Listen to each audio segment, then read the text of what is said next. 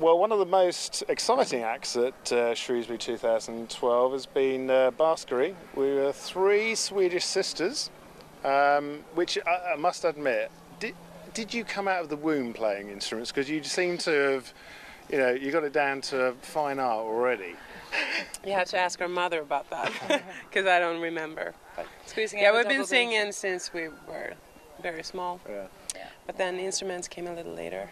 Yeah, I think it all started with the Beatles fake book. Yeah. It wasn't even the Beatles complete. It was the Beatles fake book. I think we were around 13, 14 when we started playing instruments. So what are the influences then? Well, Beatles?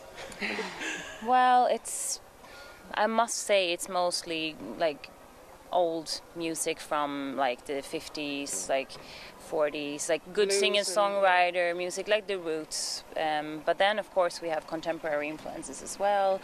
And if you listen to the lyrics, you'd find that they're not totally nostalgic or anything.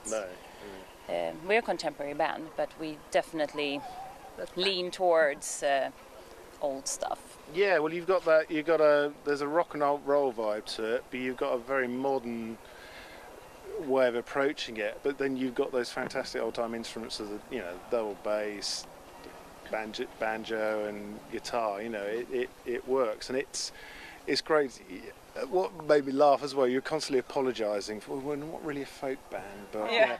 Did you see how big the audience was in there? Yeah, Sunniva tends to do that when she gets uncomfortable on stage. A bird whispered in my ear the other day that we should really watch out because Shrewsbury is really folky. Someone told me.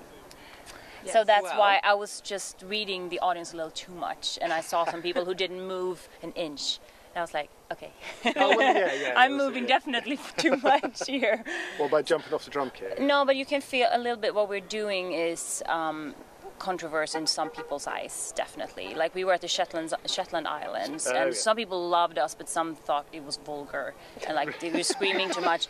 I mean, of course, it depends on where you come from, what your perception is. That's why we call ourselves a punk band at these festivals, because we are definitely punkier than many others. But actually, we tend to provocate. We like it, but still, when you do it, it's a fine line between it's feeling like comfortable on stage and not, because if people don't like what you do, it doesn't matter if you feel it's rock and roll or punk or what we call it. They might think it's pathetic. Yeah, exactly. It's just. Well, yeah, but you carry that audience with you. I mean, Beautiful Days last weekend where we saw you there. They latched onto it straight away. And here, you had a seated audience, but when you said who wants a quiet number, who wants a loud number, there's two hands went up. Yeah. Exactly. I was surprised. So that was pleasantly. Yeah.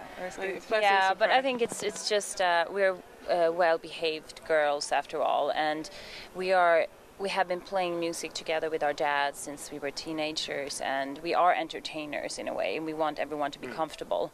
And we want everyone to love us, of course. Yeah, but we are also looking for a reaction, but it should be just the best compliment is when people come and say, I didn't think I would like this, but I really did. So that's the best. That a cappella number you did at the end, what was that? I mean, that was amazing. It's a song we learned at school many years ago, and we just took it up.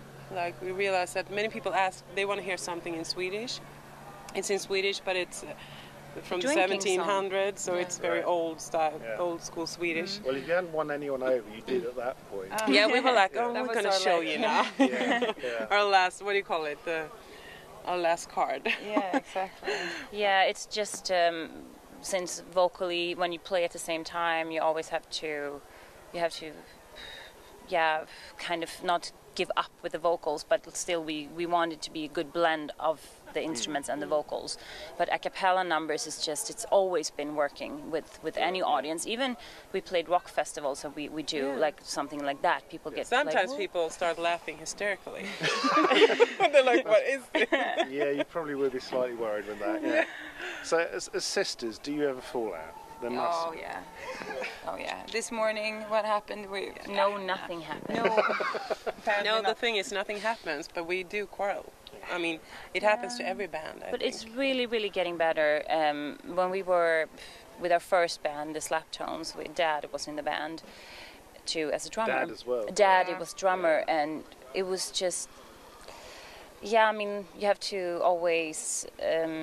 Find your position, as being siblings and then being, professional. Yeah, and people always compare, like, the audience is comparing. Well, there's extra pressure on you straight away. Yeah, it's a lot of pressure, but you learn how to deal with it. But I really recall, like, we were driving somewhere in Stockholm to a gig, and I was just leaning out the open door of the car, and I wanted to jump out. I was so close.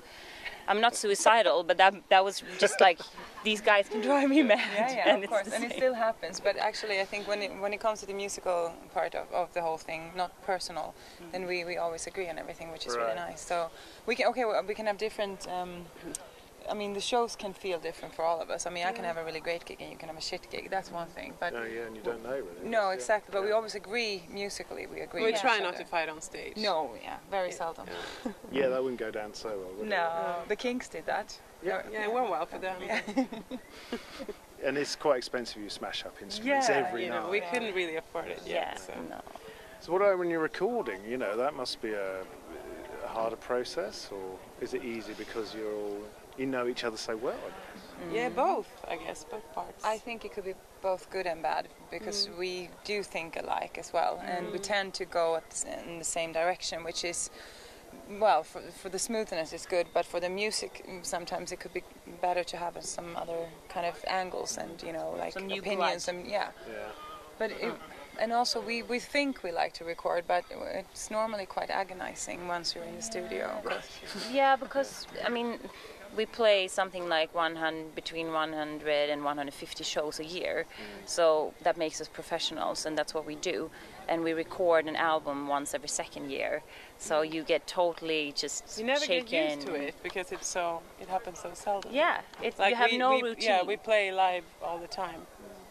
But we feel like kids when we're going to the studio. It's like, all the confidence is like gone. Oh, yeah. But then after a few days, you get used to it. You get into it. But and we all love to produce. So, and we have recorded. Our last album was without producer, so it was just hard to.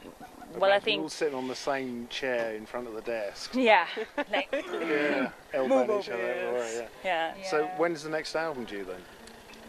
Early next year. Yeah. We're That's what actually, we're planning on doing this now. is our last show of this summer tour, so we're recording now. Brilliant. Like, we're going to have a couple of weeks off. Huge plans. Are we going to have another UK tour? Hopefully. Hopefully around the release of the album. Definitely. Gonna find a good agent first. And we love playing like the festivals here in the summer, so. Yeah. We definitely want to see you back. So. It's been great so far. Yeah. Thanks for talking. Yeah. Thanks for having us. Thanks. Enjoy. Brilliant. Thanks so much.